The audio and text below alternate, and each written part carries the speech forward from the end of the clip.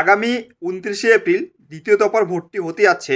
তো যাদের এই দ্বিতীয় দফার ভর্তি আছে সেই প্রসঙ্গে আমি কিছু কথা বলতে চাই। আপনারা এই ভিডিওটি দেখুন, অবশ্যই আপনাদের কাজে লাগবে। তো যাদের এই দ্বিতীয় দফার ভর্তি আছে, হয়তো আপনারা এই ভোটার স্লিপটি পেয়েছেন অথবা কয়েকদিনের মধ্যে আপনারা পেয়ে যাবেন। তো ভোটার স্লিপকে আপনারা যত্ন সহকারে রেখে দিবেন যতক্ষণ আপনাদের ভর্তি শেষ হচ্ছে।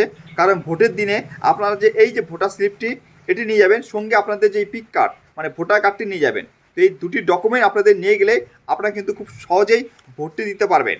আর কোনো কারণে যদি আপনাদের ভোটার কার্ড না পেয়ে থাকেন অথবা ভোটার কার্ড হারিয়ে গেছে, পাচ্ছেন না খুঁজে, তাহলে আপনাদের চিন্তার কোনো কারণ নেই। আপনারা যে ভোটার স্লিপটি পেয়েছেন তার পিছনে দেখুন 12টি ডকুমেন্টের কথা বলেছে।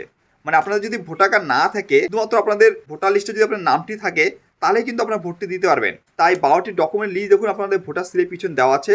এর মধ্যে যে কোনো একটি ডকুমেন্ট, সেটি আধার কার্ড হতে পারে, পাসপোর্ট, ব্যাংকের বই, পোস্ট অফিসের বই অথবা ড্রাইভিং লাইসেন্স লিস্ট দেওয়া আছে, দেখে নেবেন। এগুলির মধ্যে একটি ডকুমেন্ট নেবেন, সঙ্গে আপনাদের বিএলও তরফ থেকে যে ভোটার স্লিপটি পেয়েছেন সেটি নেবেন। এই দুটি ডকুমেন্ট নিয়ে আপনারা কিন্তু ভর্তি দিতে পারবেন। আর আপনাদের যদি কোনো রকম অভিযোগ থাকে বা জানার কিছু থাকে, আপনাদের দেখবেন ভোটার স্লিপের পিছনে বিএলও নম্বর দেওয়া আছে, সেটিতে কল করতে পারেন।